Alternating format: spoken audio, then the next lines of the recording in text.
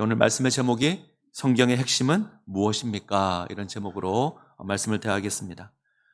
제가 목사입니다. 목사로서 교회를 볼 때 속상할 때가 좀 있습니다. 여러 경우가 속상할 수 있는데 특별히 속상한 건 우리가 너무 성경을 잘 모르지 않는가 하는 생각이 들 때 속상함을 많이 지닙니다. 우리가 하나님의 말씀인 성경을 믿습니다. 우리가 이 성경을 하나님의 말씀이다 이렇게 고백합니다. 근데 성경에 대해서 이야기를 하면 잘 모릅니다.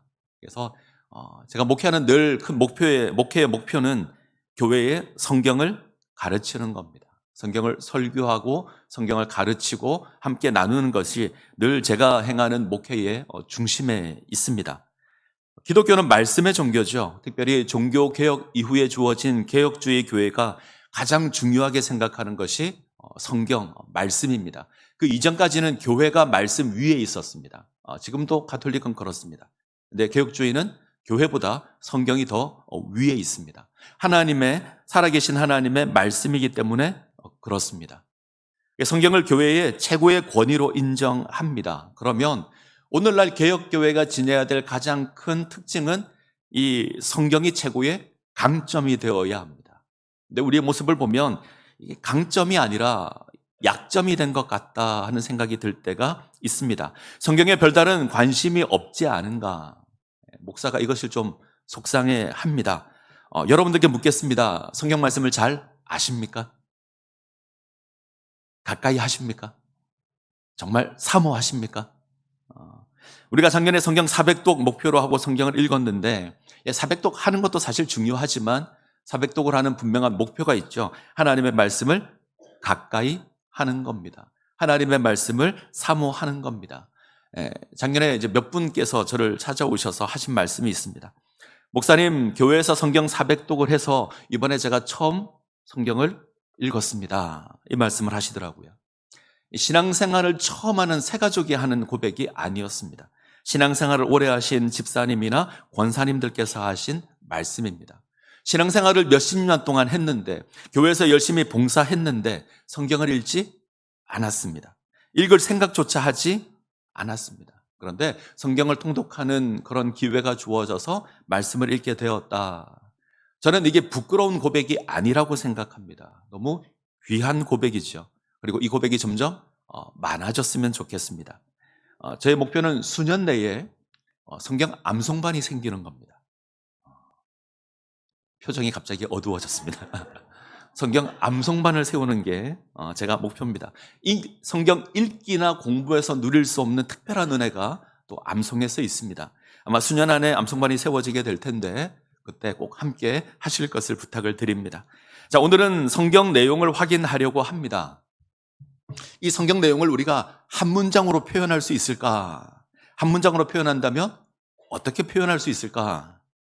아니, 목사님, 이렇게 두꺼운 성경을 어떻게 한 문장으로 표현할 수 있습니까? 이렇게 말하시는 분이 계실 것 같습니다. 사실 성경의 양이 굉장히 많죠. 우리가 하루에 밥 3끼 먹고 잠만 필요한 것만 자고 성경을 읽는다 그러면 그래도 좋기 4일 정도는 걸립니다. 성경은 무려 66권이나 되어 있고요. 성경의 장수는 1189장입니다. 절수를 따지면 31,102절입니다. 엄청나게 양이 많습니다. 1500년의 기간 동안 기록되었고 약 40명의 저자에 의해서 기록되었습니다. 많은 사람이 오랜 기간 동안 아주 많은 양을 기록한 것이 성경입니다. 이걸 한 문장으로 요약할 수 있을까? 할 수 있습니다. 이유는 성경이 특별한 목적을 위해서 기록되었기 때문에 그렇습니다. 성경의 목적은 분명합니다. 우리가 성경의 시작과 마지막을 보면 전체 내용이 확인이 되겠죠. 성경의 시작은 창조로부터 시작합니다. 세상의 시작 이야기로 태초에 하나님이 천지를 창조하시니라 시작됩니다. 요한계시록이 가장 마지막인데 요한계시록은 세상의 끝 이야기입니다. 세상의 마무리되는 완성되는 이야기인데 새하늘과 새 땅으로 이야기가 마무리가 됩니다. 성경은 위대한 선언으로 시작을 하죠. 하나님께서 빛을 만들고 하늘과 바다를 만듭니다. 하늘의 해와 달과 별을 만들고 새와 물고기도 만듭니다. 사람도 만듭니다. 이 창조 이야기에서 시작을 해서 세상의 완성인 새하늘과 새 땅 이야기로 마무리가 됩니다. 하나님께서 죄악된 세상을 심판하시고 영광의 나라를 완성할 겁니다. 이게 마지막 이야기입니다. 그러면 정리를 하면 하나님께서 창조하신 이 세상을 새롭게 완성하는 이야기, 이것이 성경 이야기가 될 겁니다. 그러면 중간에 어떤 이야기가 있냐면 중간은 회복 이야기, 구원 이야기가 성경의 중간에 있습니다. 하나님께서 세상을 정말 아름답게 창조하셨는데 하나님 보기 좋게 창조하십니다. 그래서 피조물을 만드실 때마다 하나님 보시기에 좋았더라 고백합니다. 이 고백이 7번 나오고요. 마지막에는 모든 것을 창조하신 후에 하나님 보시기에 심히 좋았다 이렇게 말씀을 하십니다. 이처럼 아름다운 세상인데 이 세상이 망가집니다. 훼손되고 왜곡됩니다. 인간이 죄를 지었기 때문에 그렇습니다. 때문에 죄로 말미암아 피조물이 하나님의 영광을 더 이상 드러내지 않고 하나님을 섬기지 않고 우상을 섬깁니다. 하나님께서 이 죄악된 세상을 다시 바로잡는 이야기가 성경 중간에 기록되어 있습니다. 죄로 말미암아 잘못된 세상을 바로잡기를 원하십니다. 이를 위해서 예수 그리스도를 이 땅 가운데 보내주셨고 그 예수로 말미암아 세상을 구원하는 이야기가 성경 중간에 있습니다. 예수로 말미암은 구원이 성경 전체 내용입니다. 자, 그러면 정리할 수 있겠죠? 성경은 하나님께서 무너진 이 세상을 예수님을 통해서 다시 고치시는 이야기가 성경 이야기입니다. 한 단어로 고백하면 하나님의 구원 이야기고요. 하나님의 선교 이야기다. 이렇게 고백할 수도 있을 것 같습니다. 성경은 하나님의 구원 이야기를 기록한 책입니다. 죄로 말미암아 훼손된, 죄로 말미암아 왜곡된 세상을 예수 그리스도로 말미암아 다시 회복하는 이야기, 이것이 성경의 내용입니다. 때문에 우리가 성경을 읽으면 구원의 놀라운 역사가 일어납니다. 하나님을 알지 못하는 무신론자가 이 성경을 읽었는데 하나님을 알게 되고 예수님을 믿게 되는 역사가 일어나는 이유가 여기에 있습니다. 성경은 구원에 대한 말씀입니다. 그러면 성경 중심은 예수 그리스도에 관한 이야기가 될 겁니다. 구약은 이 땅에 오실 예수님에 대한 기록입니다. 신약은요, 이 땅에 오신 예수님에 대한 기록입니다. 오늘 우리가 그 가운데 한 권을 대합니다. 요한복음입니다. 요한복음은 요한이 우리의 구원자 되신 예수님에 대해서 기록한 그런 말씀입니다. 자, 예수님에 대해서 기록했는데 그러면 요한복음이 위인전일까요? 위인전기일까? 아닙니다. 요한복음은 말 그대로 복음입니다. 요한이 기록한 복음. 우리를 향한 기쁜 소식을 요한이 기록해 뒀습니다. 그것은 예수 그리스도로 말미암아 우리가 구원을 받는다는 겁니다. 요한은 요한복음을 통해서 이것을 아주 선명하게 제시합니다. 자, 오늘 본문 말씀을 제가 다시 한번 읽겠습니다. 예수께서 제자들 앞에서 이 책에 기록되지 아니한 다른 표적도 많이 행하셨으나 오직 이것을 기록함은 너희로 예수께서 하나님의 아들 그리스도이심을 믿게 하려 함이요 또 너희로 믿고 그 이름을 힘입어 생명을 얻게 하려 함이니라. 자, 오늘 이 고백이 요한복음의 결론입니다. 요한복음의 주제이고요. 조금 넓게 이야기하면 성경의 주제이기도 합니다. 이 내용들을 한번 확인했으면 좋겠습니다. 자, 첫 번째는 요한은 예수님에 대한 모든 것을 다 기록하지 않았다 기록합니다. 성경은 하나님에 대해서 이야기를 하는 책입니다. 그런데 하나님의 모든 역사를 다 기록하지 않았습니다. 하나님이 어떤 분인지 이곳에 다 기록되어 있지 않습니다. 하나님의 행한 역사가 다 기록되어 있지 않습니다. 다 기록한다면 세상의 모든 책을 다 가져다 놓아도 불가능할 겁니다. 하늘을 두루마리 삼고 바다를 먹물 삼아도 하나님의 그 내용을 다 기록할 수 없을 겁니다. 하나님 역사 가운데 일부만 기록되어 있습니다. 예수님에 대한 기록도 동일할 겁니다. 예수님이 이 땅에 오셔서 행한 기적이 굉장히 많습니다. 가르치신 말씀도 굉장히 많습니다. 근데 다 기록하지 않습니다. 그 가운데 일부만 기록을 합니다. 일부만 기록했다라는 것이 부족하다라는 뜻이 아닙니다. 특별한 목적을 위해서 선택해서 기록했다. 이런 뜻입니다. 예수님께서 행하신 많은 표적과 많은 가르침 가운데 몇 가지를 골라서 기록했습니다. 요한은 그것을 뽑아서 기록하였고 이것을 복음이다. 우리를 구원하는 구원의 소식이다 고백합니다. 그것은 예수께서 하나님의 아들이시며 우리를 구원할 구원자가 된다. 이것을 위해서 요한복음을 기록합니다. 이것이 성경의 기록 목적이기도 합니다. 자, 우리가 대하는 요한복음에는 예수님의 이적을 표적이라는 단어로 기록을 합니다. 그리고 표적이 7개가 나옵니다. 첫 번째 표적은 가나 혼인잔치에서 물을 포도주로 바꾼 사건이고요. 두 번째는 왕의 신하의 아들을 고친 사건입니다. 베데스다 못에서 38년 된 안진뱅이를 고친 것이 세 번째, 오병이어로 5천 명을 먹인 것이 네 번째, 바다 위를 걷는 표적이 다섯 번째, 날 때부터 소경된 자를 고친 사건이 여섯 번째, 그리고 죽은 나사로를 다시 살리신 것이 일곱 번째 표적입니다. 그리고 예수님의 많은 가르침이 등장하죠. 이 표적을 행할 때마다 예수님의 설교가 등장을 합니다. 설교를 통해서 나는 생명이다. 나는 생명의 떡이다. 나는 생명의 강이다. 나는 생명의 빛이다. 나는 부활이요 생명이다. 이런 말씀들을 하십니다. 자, 이 표적과 설교가 의미하는 건 예수가 하나님의 아들이시라는 겁니다. 그리고 그가 우리의 구원자가 된다는 겁니다. 자, 바꿔서 이야기를 해볼까요? 우리가 가나 혼인잔치 사건을 보면서 무엇을 봐야 하냐면 예수님께서 그리스도시고 그가 하나님의 아들이시라는 것을 확인해야 합니다. 이해가 되시죠? 마리아가 기도했더니 이런 표적이 일어났다. 하인들이 순종했더니 이런 표적이 일어났다. 이건 중요한 교훈이 아닙니다. 중요한 건 그 표적을 통해서 예수가 하나님의 아들이시고 그가 우리를 구원할 구원자가 된다. 죽은 나사로를 살린 사건을 보면서 예수가 하나님의 아들이라는 것이 확인이 되어야 합니다. 그가 우리를 구원할 구원자가 된다는 것이 확인이 되어야 합니다. 요한이 이것을 위해서 기록했다면 우리는 성경을 그 목적에 맞게 읽어야 합니다. 그래야 성경을 제대로 읽는 것이 될 겁니다. 바울이 고백을 하죠. 예수 그리스도로 말미암아 구원에 이르는 지혜가 성경에 있다. 우리는 성경을 통해서 예수가 그리스도라는 것을 압니다. 이때 바울이 이야기하는 성경은 신약이 아니라 구약이잖아요. 우리는 구약 성경을 통해서 예수가 그리스도라는 것을 압니다. 그가 성경대로 우리 죄를 위해서 죽으시고 성경대로 사흘 만에 다시 살아났다는 걸 우리가 압니다. 그러면 신약은 더욱더 그럴 겁니다. 우리는 성경을 통해서 예수 그리스도를 보아야 합니다. 예수가 하나님의 아들이시고 우리를 구원할 구원자가 된다는 것 확인해야 합니다. 이것이 중요합니다. 이것을 기억하고 이것에 맞추어서 성경을 읽어야 성경을 제대로 읽는 겁니다. 우리는 성경을 통해서 예수 그리스도를 보아야 합니다. 한 가지 기억했으면 좋겠습니다. 성경은 하나님의 구원을 위한 말씀입니다. 믿습니까? 그렇다면 다른 용도로 읽으시면 안 됩니다. 나의 교양을 위해서 읽는 게 아니고 나의 지식을 위해서 읽는 게 아닙니다. 나의 생명을 위해서 읽는 겁니다.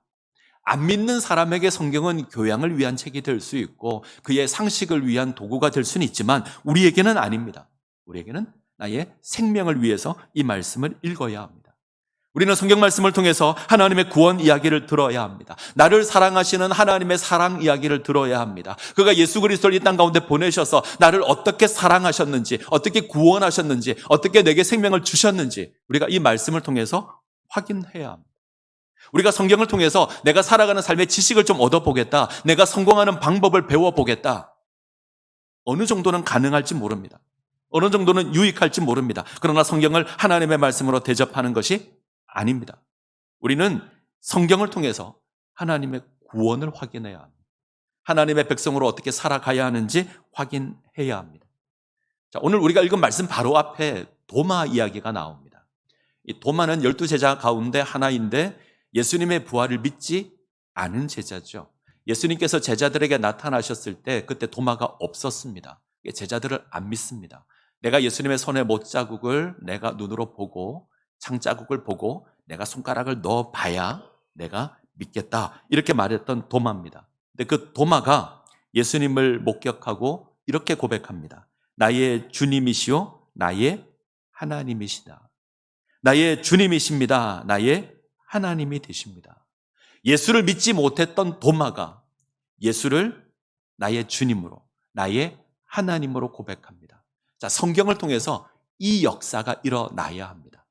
예수를 모르던 자가 예수를 하나님으로, 예수를 나의 주님으로 고백해야 합니다. 이 변화가 이 성경의 목적입니다. 우리는 성경을 통해서 이 땅에만 예수님을 봅니다. 성경을 통해서 십자가에 못 박힌 예수 그리스도를 만날 수 있습니다. 성경을 통해서 죽음의 권세를 깨뜨리신, 부활하신 예수님을 만날 수 있습니다. 그리고 고백해야 합니다. 나의 주님이십니다. 나의 하나님이십니다. 이 고백은 성경을 통할 때 가능한 겁니다. 예수를 알지 못했던 우리가 성경을 통해서 예수를 압니다. 예수를 나의 주님으로, 나의 하나님으로 고백합니다. 성경은 특별한 목적을 위해서 일부를 뽑아서 기록했다. 그리고 그 목적이 하나님의 구원, 예수 그리스도에 대한 것이다. 확인했으면 좋겠습니다. 자, 성경을 기록한 또 하나의 목적은 하나님의 생명을 누리는 겁니다. 요한이 이것을 아주 선명하게 고백을 하죠. 예수께서 하나님의 아들이시며 그리스도이심을 믿는 건데, 그리고 그 이름을 힘입어 생명을 얻게 하려 하는 겁니다.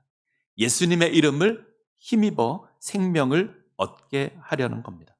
하나님의 생명, 영생을 누리는 방법이 무엇입니까? 예수 그리스도의 이름을 힘입어 우리가 그것을 얻습니다. 예수 그리스도의 이름을 힘입어 우리가 구원을 받습니다. 하나님의 생명을 누립니다.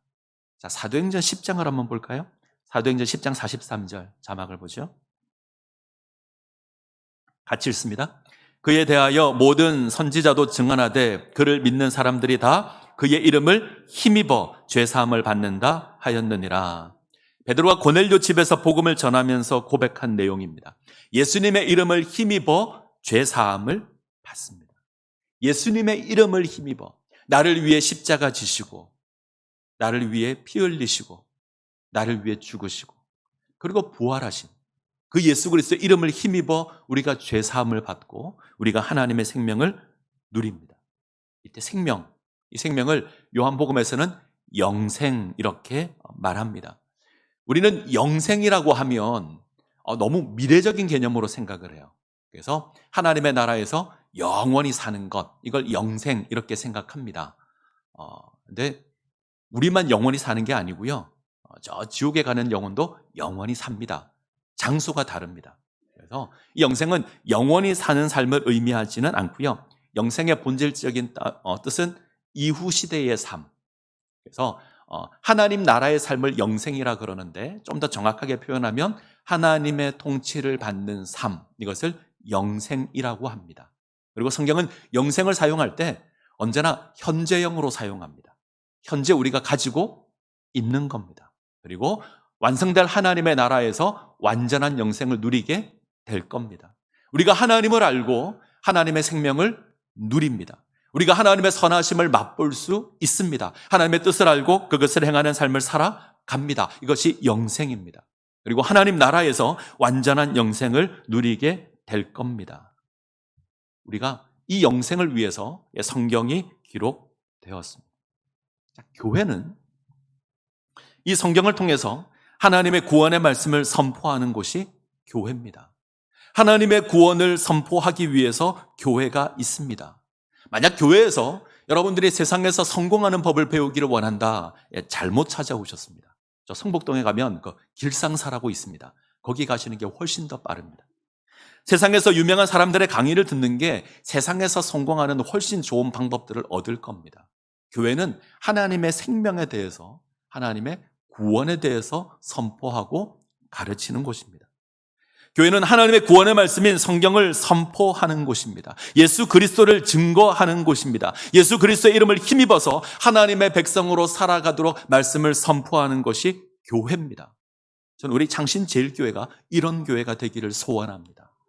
생명의 말씀이 선포되는 교회, 그 말씀이 살아 역사하는 교회. 우리가 이 가운데 세워질 때 저 복음의 소망에서 우리가 흔들리지 않을 겁니다. 그래서 부탁드립니다. 우리 창신제일교회 가족들이 하나님의 말씀인 성경을 가까이 하시기를 바랍니다. 하나님을 아시고 하나님께서 우리에게 보여주신 그 사랑을 아시고 하나님의 백성으로 살아가기를 다짐하시고 하나님의 생명을 누리시기를 소원합니다. 아멘.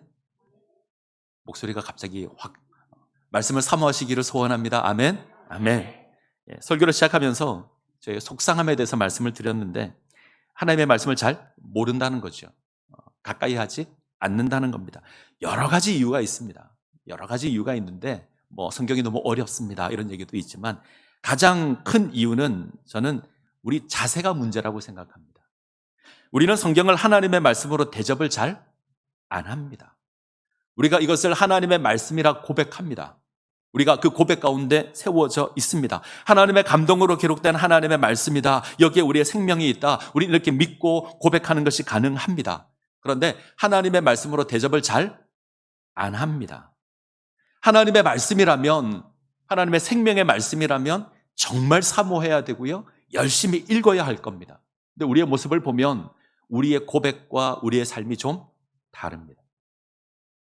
아주 귀한 손님이 집을 찾아오면 우리는 기쁘게 영접을 할 겁니다. 극진히 대접할 겁니다. 이 성경이 하나님의 말씀이라면, 이곳에 하나님의 생명이 있다면 극진히 대접해야 될 겁니다. 그래야 가까이 할 수 있고요. 그래야 생명을 누릴 수 있습니다. 근데 제가 가끔 말씀드린 것처럼 우리는 거북이 교인처럼 삽니다. 먹지 않아도 살 수 있는 것처럼 생각하고 그렇게 삽니다. 하나님의 말씀을 잘 인정하지 않는 겁니다. 잘 읽지 않죠. 언제 읽냐면 일주일에 한 번 교회 와서 읽습니다. 집에 성경책이 몇 권씩 있는데 잘 안 읽습니다. 열어서 잘 보지를 않습니다. 그래서 성경책은 언제나 우리에게는 너무 깨끗하고 그런 모습으로 존재를 합니다. 요즘은 잘 가지고 다니지도 않습니다. 예전에 교회 올 때는 늘 이게 들고 가방에 담고 그렇게 왔습니다. 근데 요즘은 잘 안 가지고 다녀요. 교회 두고 다니시고 요즘 스마트폰으로 보시고 성경 찾겠습니다 그러면 스마트폰으로 싹 찾아 올리시고 예전에는 가지고 다니는 것이 우리 신앙을 표현하는 하나의 방법 중 하나였는데 우리는 잘 안 합니다. 잘 가지고 다니지도 않고요. 무거워서 그런 것도 있죠. 창신동에서 신앙생활 한다. 이게 무거운 성경책 가지고 다니기가 좀 쉽지 않습니다. 어느 정도 이해는 되지만 그래도 내 성경책이 한 권은 있어야 되죠. 가지고 다니시는 게 옳습니다. 스마트폰으로 필요한 곳을 찾을 수 있습니다. 그러나 이왕이면 말씀을 펼쳐서 다시 찾는 것이 훨씬 더 좋다고 생각합니다. 어떤 목사님께서 설교 시간에 성도들에게 물었습니다. 여러분도 한번 답을 해보시죠. 여러분 12제자 이름을 아십니까? 라고 물었습니다. 아무도 답을 안 하길래 설교 시간에 물어서 답을 안 하나 보다. 그래서 답하셔도 괜찮습니다. 12제자 이름이 무엇입니까? 라고 물었습니다. 그랬더니 침묵이 쫙. 앞에 계신 장로님이 어쩔 수 없이 대답을 합니다. 목사님, 제가 모세, 다윗, 베드로, 바울 이 정도는 아는데 나머지는 모르겠습니다. 안 웃으시는 분은 이걸 몰라서 안 웃으시는 거죠. 뭔가 우리는 잘 모르죠. 하나 더 묻겠습니다. 사도행전의 저자가 누구죠? 답을 안 합니다. 하면 큰일 날 것 같은. 사도행전의 저자는 흔히 바울이라고 생각을 합니다. 잘못 알고 계신 겁니다. 우리가 이것을 모르는데 우리는 이 모르는 걸 부끄럽다고 생각을 잘 안 합니다. 대수롭지 않게 생각하고 그럴 수 있다고 생각합니다. 우리 무엇을 부끄러워하죠? 세상에서 내가 무시당하는 걸 부끄러워합니다. 세상에서 내가 상식이 없어서 뭔가 내가 무시당하면 그것을 부끄러워합니다. 세상 사람들의 유행을 쫓아가서 뭔가를 가지고 있는데 그 유행을 쫓아가지 못하면 부끄러워합니다. 사람들이 누리는 건 누리지 못하면 부끄러워합니다. 사람들이 큰 것 가지고 있는데 내가 작은 것 가지고 있으면 그거 민망해하고 부끄러워합니다. 제가 고양시에 있는 한 교회에서 부교육자로 섬겼습니다. 고양시청이 바로 옆에 있습니다. 교회 옆에 시청이 있는데 시청 앞을 가면 언제나 농성하는 사람들이 있습니다. 차를 대고 피켓을 들고 음악을 틀고 소리를 지릅니다. 뭔가 부당한 대우를 받았다는 거죠. 뭔가 내가 정당한 대우를 받지 못했다는 거죠. 뭔가 내가 손해를 봤다는 겁니다. 그러면 우리는 앞에 가서 농성을 할 수 있습니다. 내가 세상에서 부당한 대우를 받았다, 내가 정당한 대우를 받지 못했다, 내가 손해를 봤다, 이러면 우리는 가서 소리를 지르고 농성을 합니다. 근데 성경 모르는 것에 대해서 민감해하지 않습니다. 우리는 예배를 제대로 드리지 않는 것에 대해서 부끄러워하지 않습니다. 그럴 수도 있다고 생각합니다. 당연하다고 생각하고 대수롭지 않게 생각합니다. 때문에 우리가 세상에서 하나님의 백성으로 당당하지 못한 겁니다. 우리는 하나님 말씀을 잘 모르는 걸 부끄러워하셔야 합니다. 이 생명의 말씀을 잘 모르는 걸 민망해 하셔야 합니다. 아주 멋진 시 한 편을 소개해 드리겠습니다. 다윗이 지은 시편 19편입니다. 오늘 집에 가셔서 꼭 한번 읽어보셨으면 좋겠습니다. 이건 좀 이따가 보죠. 시편 19편이 좀 특별한 구조로 되어 있습니다. 제가 정말 좋아하는 시인데 19편은 가만히 보시면 두 개의 시가 붙어 있습니다. 하나의 시는 자연을 찬양하는 시고 하나의 시는 하나님의 말씀을 찬양하는 시입니다. 자연을 찬양하는 것과 말씀을 찬양하는 게 별 상관이 없어 보이는데 이 시가 두 개가 딱 붙어서 시편 19편을 구성하고 있습니다. 이게 이 시편의 매력입니다. 시작은 이렇게 시작합니다. 하늘이 하나님의 영광을 선포하고 궁창이 그의 손으로 하신 일을 나타내는도다. 시인은 이 땅에 하나님의 영광이 가득하다. 이 땅의 피조 세계를 보니 하나님의 영광이 가득하다. 하늘이 그것을 잘 비춰서 보여주고 있다. 그러면서 특별한 피조물 하나를 소개합니다. 태양입니다. 이 피조 세계의 주인공이 태양이다.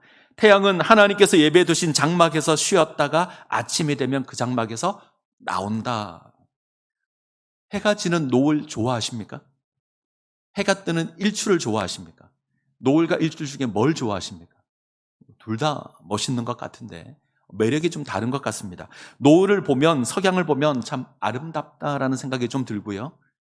일출을 보면 뭔가 멋있다라는 생각을 듭니다. 금년 송구영신 예배 드리고 저희 몇몇 청년들이 해돋이를 보러 강원도로 갔습니다. 못 봤답니다. 날씨가 흐려서 못 보고 돌아왔는데 제가 본 일출 가운데 가장 멋있는 일출은 그 남해 보리암에서 본 겁니다. 남해 가면 그 보리암이라고 하는 조그마한 사찰이 있는데 그곳에서 가서 일출을 보시면 정말 멋있습니다. 아주 작은 애 하나가 올라와서 하늘을 붉게 물들입니다. 결국 하늘 전체를 붉게 만드는 모습을 봅니다. 시인은 그 모습을 어떻게 표현하냐면 마치 결혼식을 올리고 신방에서 나오는 신랑과 같다. 그리고 태양은 달리기를 너무나 즐거워하는 용사 같아서 하늘 저 끝에서 나와서 하늘 이 끝으로 넘어간다. 누가 태양보다 빠를 수 있죠? 우리가 아무리 빨리 달려도 어느새 태양은 우리보다 앞서 있습니다. 자, 이제 9절 한번 보죠. 19편 6절. 같이 읽겠습니다. 하늘 이 끝에서 나와서 하늘 저 끝까지 운행함이여 그의 열기에서 피할 자가 없도다. 우리가 주목해야 될 단어가 하나 있습니다. 그의 열기, 태양의 열기. 이 땅의 모든 피조물이 태양의 열기를 피할 수 없습니다. 태양의 따스함이 땅의 온 곳에 스며듭니다. 그러면 싹이 나고요. 그러면 자라납니다. 꽃이 피고 열매가 맺습니다. 동쪽에서 떠서 서쪽으로 지는 이 태양의 열기로 말미암아 세상이 싹이 나고 자라고 꽃이 피고 열매가 맺는 겁니다. 이것으로 이 피조 세계에 하나님의 영광이 가득합니다. 그렇다면 하나님의 영광을 드러내도록 그 역할을 하는 것이 피조 세계에서는 태양이라는 겁니다. 태양이 생명을 잉태하게 하고 태양이 생명을 자라게 하고 태양이 꽃이 피게 하고 태양이 열매 맺게 합니다. 하나님의 영광을 드러내는 겁니다. 자, 19편 7절 이하를 보시면 하나님의 말씀에 대한 찬양이 나옵니다. 말씀의 유익을 여러 가지로 나열하는데 몇 가지만 소개하면 하나님의 말씀이 우리 영혼을 소성케 합니다. 하나님의 말씀이 우리를 지혜롭게 하고 하나님의 말씀이 우리를 기쁘게 합니다. 지금 시인이 고백하는 건 하나님의 말씀이 우리로 하여금 하나님의 영광을 드러내게 한다. 하나님의 말씀이 우리로 하여금 하나님의 백성으로 살아가게 한다. 자, 피조 세계에서 이 역할을 하는 건 태양입니다. 태양이 그 열기로 싹이 나게 하고 자라게 하고 열매를 맺게 합니다. 우리가 살아가는 삶에서는 하나님의 말씀이 그 역할을 합니다. 말씀이 우리 인생 가운데 임하여서 그 말씀의 은혜로 말미암아 우리 인생을 운행하십니다. 우리를 자라가게 하시고 열매 맺게 하시고 하나님께 영광 돌리게 하십니다. 하나님의 말씀이 없이는 우리가 하나님께 영광 돌리는 삶을 살아갈 수 없다는 겁니다. 하나님 앞에 온전하기를 원하십니까? 하나님 앞에 영광 돌리기를 원하십니까? 그러면 말씀을 가까이 하셔야 합니다. 이 말씀이 우리를 주장하도록 하셔야 합니다. 하나님의 말씀이 우리 삶을 이끌어가도록 하셔야 합니다. 그때 우리가 온전하게 세워질 겁니다. 미국 16대 대통령이 링컨입니다. 노예 제도 문제로 남북 전쟁이 발발했을 때 말 그대로 전국은 폐허였습니다. 아비규환이었습니다. 그러나 링컨은 그 전쟁 상황 속에서도 전혀 흔들림이 없었다고 합니다. 참모들이 링컨에게 묻습니다. 나라가 이처럼 위태로운데, 이처럼 전쟁 가운데 있는데 어떻게 그렇게 평온할 수 있습니까? 그러자 링컨이 이렇게 답을 합니다. 나는 지금까지 성경을 묵상하고 하나님께 기도하면서 나라의 미래를 하나님께 맡겼습니다. 하나님께서 우리가 하나님 편에 서 있기만 하면 승리하리라는 확신을 내게 주셨습니다. 그래서 내가 평안합니다. 결국 링컨의 확신대로 남북 전쟁은 북군의 전쟁으로 끝마치게 되었습니다. 전쟁이 끝나자 노예 신분에서 해방된 이 자유인들, 이 흑인들이 너무나 기뻐서 이들이 링컨에게 감사의 선물을 하나 가져왔습니다. 그건 성경을 가져왔습니다. 그들은 $580를 모아서 성경에 금박을 입히고 성경 표지에 쇠사슬에 매여 있던 흑인의 노예들이 그 족쇄를 벗겨주는 그 모습을 새겨서 그렇게 선물을 합니다. 그러자 링컨이 이렇게 고백했답니다. 여러분들의 사랑의 선물에 몸둘 바를 모르겠습니다. 저는 성경이야말로 하나님께서 여러분에게 주신, 인간에게 주신 값진 선물이라고 믿습니다. 저는 어려서부터 쭉 하나님의 선물인 성경의 보화를 캐기 위해서 성경을 묵상해 왔습니다. 이 성경 속에 예수 그리스도의 값진 보화들이 다 들어 있습니다. 저는 남북 전쟁으로 나라의 어려움이 계속되는 동안 시편 34편 6절의 말씀을 암송하여서 힘을 얻을 수 있었습니다. 이 곤고한 자가 부르짖음에 여호와께서 들으시고 환난에서 구원하셨도다. 이 말씀이 저를 이렇게 세워 주었습니다. 이 고백은 거짓이 아닙니다. 링컨은 그의 평생 하나님의 말씀을 붙들고 살았던 인물입니다. 미국에 있는 링컨 도서관을 방문해 보면 링컨의 보던 성경책이 전시가 되어 있는데 딱 시편 34편이 펼쳐져 있습니다. 하나님의 말씀을 붙들고 살았던 사람이 링컨입니다. 그가 대통령에 취임할 때 석상에서 조그맣고 낡은 성경책 한 권을 가지고 와서 이렇게 고백합니다. 이 낡은 성경책은 어머니께서 제게 물려주신 겁니다. 저는 이 성경책으로 말미암아 대통령이 되는 이 자리에 서게 되었습니다. 저는 성경 말씀대로 이 나라를 통치할 것을 약속드립니다. 이 시간 여러분들께 부탁을 드립니다. 링컨의 고백과 같이 하나님의 말씀을 사모하실 것을 부탁을 드립니다. 이 성경을 통해서 하나님께서 우리를 어떻게 사랑하셨는지, 그 하나님의 뜻이 무엇인지 확인하시기를 바랍니다. 그리고 그 말씀대로 살아가시기를 바랍니다. 교회는 이 일을 위해서 하는 곳이죠.